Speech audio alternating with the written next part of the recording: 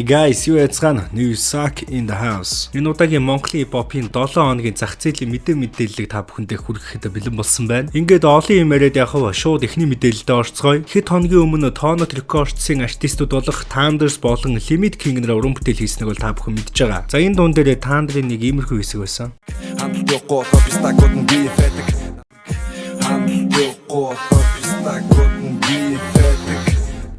За Thunders-ийн хандлт явахгүй болохоор beef хайдаг гэдэг нэг үг байгаа. За яг энэ мөрд дээр нь бол Matsu Records өөрсдийн албан ёсны YouTube хаягаараа хандлт явахгүй стагууд нь beef хайдаг. За нэг 100% нэг иймэрхүү эможи бол үлдээсэн. За rapper Thunders бол энэ үгийг rapper Vlad бол зориулсан байх маш өндөр магадлалтай. Аль эсвэл өвжи мобд мэдээж та бүхэн санаж байгаа юм бол өвжи моб өмнө нь бол Thunders иймэрхүү үгсийг хандаж хэлжсэн. Энэ бол угаасаа beef хайсан үйлдэл байсан. Thunders-ийн rapper-ийг туусан газар алах шүү. За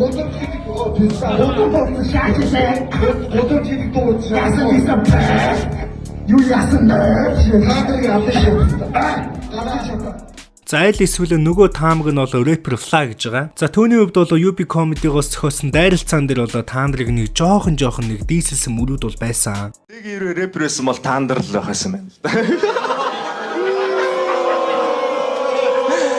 Тэг ирээ дууны бадаг байсан бол Thunders хоёрын Thunders-ийн бадаг л байх байсан.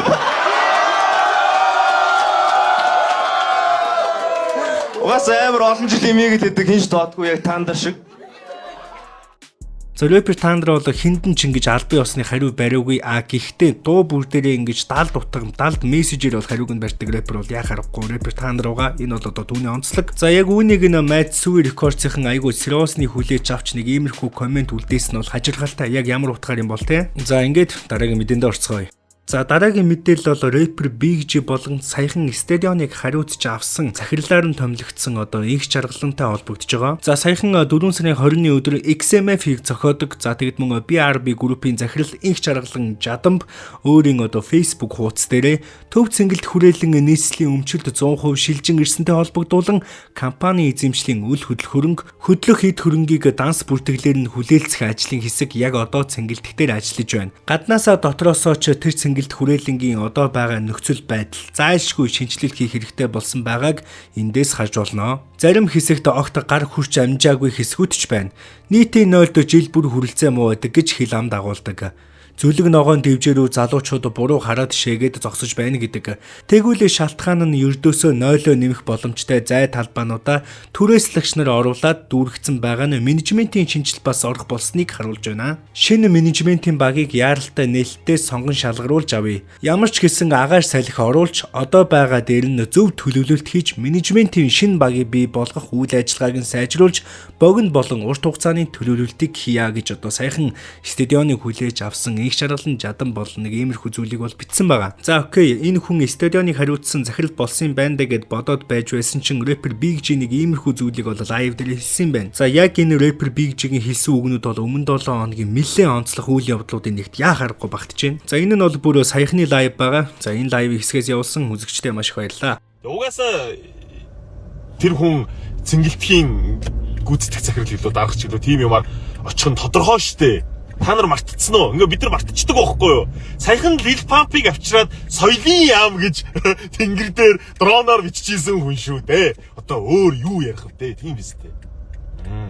Тэрээс зүгээр ингээ мөрөөрөө ажил мэргэжлэрээ мондог явж байгаа хүмүүст тэр байрц суурийг өгнө гэж бодож байна уу? Үгүй шүү дээ. Үгүй долоод хүмүүстээ өгдөг байхгүй юу? Мань дургүй, манийг дургүй гэдгийг ч мэдчихэж байгаа өөрсдөө. Яад дээ. Мань юу юм шодроо бус юм дургүй өс та. Дургүйгээ хилчтий. Тэгэл тэрнээсээ болоод тэгэл ад болоод өс та. Ашиг сонирхлын зөрчилтөө. Одоо хувийн өрсөлдөгч байгууллагуудаас нэгийг аваачаад илүү хүчтэй болгож ийн гэсэн үг байхгүй. Энэ бол ашиг сонирхлын амар том зөрчил. Тэгээ угаасаа л Монгол бүх юм ингэж явдаг. Тэгээ бид нар угаасаа л юу болж ирснийг бүгдийг мартдаг.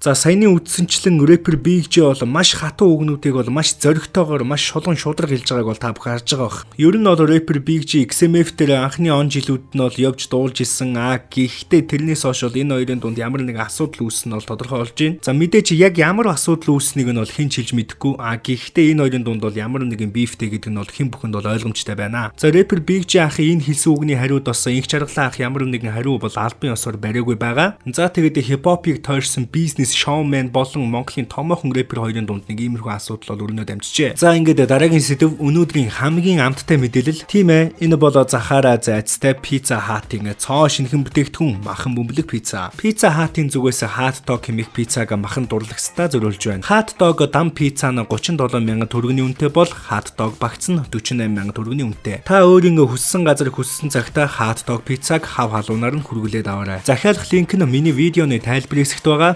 За ингээд хэдүүлээ хамгийн сүүлийнхаа сэдвтэ орцгоё. За мэдээж өнгөрсөн 7 хоногийн хамгийн халуухан сэдв болох iStop-ийн iSchool-ын тухай. Хятадын TikTok болон Хятадын WeChat-аар iSchool-ын дараах бичлэг бол маш их хэмжээгээр тарсан. За мэдээж үзээгүй хүмүүс маш ховор байгаа учраас бичлэгийг нь заавал үзүүлээд яг нэг иймэрхүү бол мэдээж бичлэг байсан. За энэ бичлэг нь бол нийтэд тарснаас хойш маш олон хүмүүс бол сошиал дээр хуваагдсан. За нэг хэсэг нь бол мэдээж олонний танил хүн байж бусдад буруу үлгэр дуурайл үзүүллээ гэсэн бол нөгөө хэсэг нь бол өөрөөрөө гоё л өштэй дураараа гадаад уст ямар хамаатан за нэг иймэрхүү үзэл бодлоор бол хуваагдсан. За энэ үйл бодлоос хойш төд удалгүй маргааш нь бол iStop хамтлагийн оргил эрдэнэ тэнгэрт тэтгэгдэж газарт шүтэгдсэн Монгол түмэндээ энэ өдрийн мэнд хүргье. Миний бие согтууруулах ундааны зүйлийг хэтрүүлэн хэрэгэлсэн үедээ ёс зүйн үйлдэл гаргасандаа та бүхнээсээ чин сэтгэлээсээ уучлалт гуйж байна. Ийм үйлдэл дахин давтагдахгүй гэдгийг амлаж байна.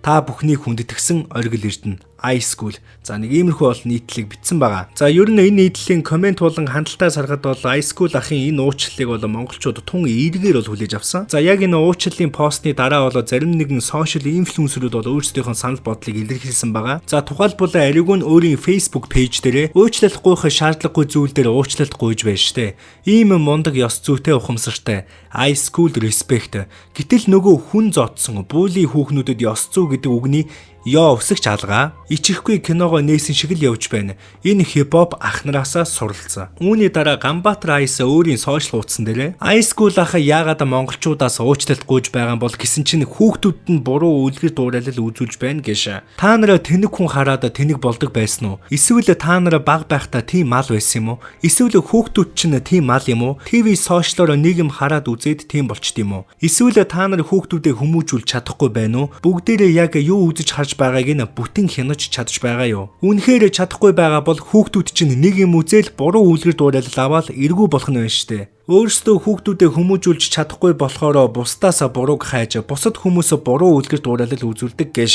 Хүмүүс зүгээр өөрийнхөө байсныхаа төлөө хүмүүжлгүй хүүхдээ хүмүүжүүлж чаддаггүй хүмүүсийн өмнө буруутай болоош. Та нар яг хүүхдүүдэд цаг гаргаж чадж байна уу? Эсвэл ингээд эргүү комент бичээд уцаа майжаад хэвдэж байна уу? За нэг иймэрхүү нийтлэлүүдийг бол тус бичсэн байгаа. За би энэ хоёр нийтлэлтэй бол санал нийлж байгаа. За мэдээж дээрх үйл явдал өмнө 7 хоногийн бас нэгэн халуухан сэдвүүдийн нэг бол яхаарахгүй байсан. Энэ удаагийн бичлэг маань үүгээр өндөрлөж байна. Дараа 7 хоногийнхаа базаан дээр би та бүхэнд нэгэн гоё мэдээллийг задлах болно. Subscribe-драа бүү мартаарай. Suck out. Баярлалаа үзэгчдээ.